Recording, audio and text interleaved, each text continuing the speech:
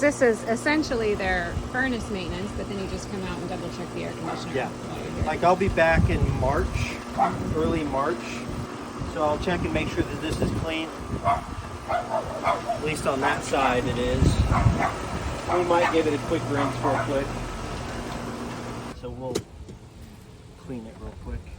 Check the capacitor and just do little stuff like with these fan covers.